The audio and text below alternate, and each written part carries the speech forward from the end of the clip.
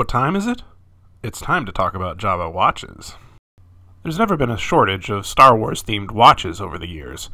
You can get traditional mechanical watches or digital watches, cheap watches for kids, and high-end watches for adults.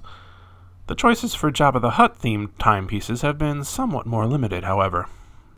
This official wristwatch from 1983 is an electronic LCD quartz digital watch, which still sounded a little fancy back in the 80s.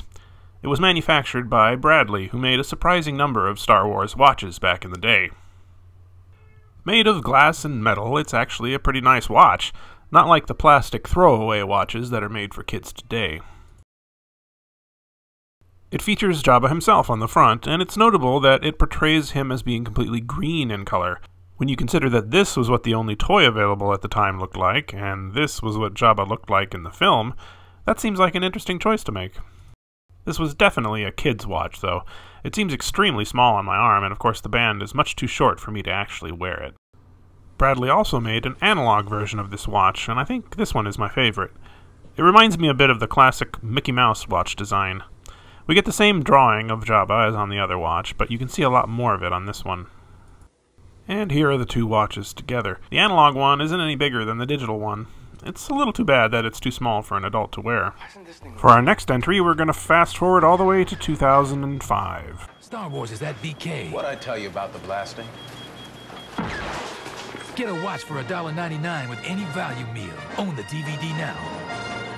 That's right, only $1.99 with any value meal, and for that price, it really looks quite nice, especially given this fancy metal cylinder they packaged it in.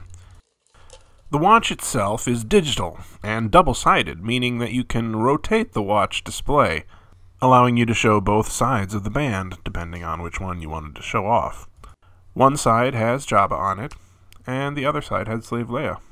On the back of the watch is a holographic image of Slave Leia, but it appears to be a photo of the Slave Leia statue from Atticus. It's definitely not an actual picture of Carrie Fisher. I'd be interested to know how this came about. They made 6 watches altogether, one for each of the Star Wars movies.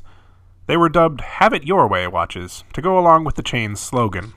That's actually it when it comes to Jabba watches, but I do have a couple of other things that I could show you if we want to expand our scope to timepieces in general.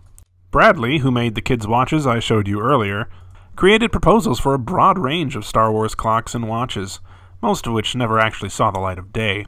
I have one of these in my collection, this unproduced product proposal for a Jabba the Hutt clock. It would have been a curved slab of acrylic with a clock embedded in it, and a plastic Jabba figure attached to the front. It's too bad they never made something like this. I know I'd like to wake up with Jabba on my nightstand. It's dated August 23rd, 1982, although it's a bit hard to read here, placing it around 9 months before Return of the Jedi came out. I would think this makes it one of the earliest pieces of artwork made for the character, outside of the actual film production. Our last entry isn't Jabba himself, but rather his pet, Salacious Crumb. This clock was presumably an homage to the classic Kit Kat clock, and was exclusively available at Celebration Anaheim in 2015.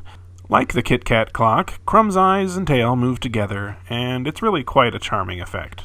Those are all the Jabba-related timepieces that I'm aware of. Which was your favorite? Let me know in the comments, and thanks for watching.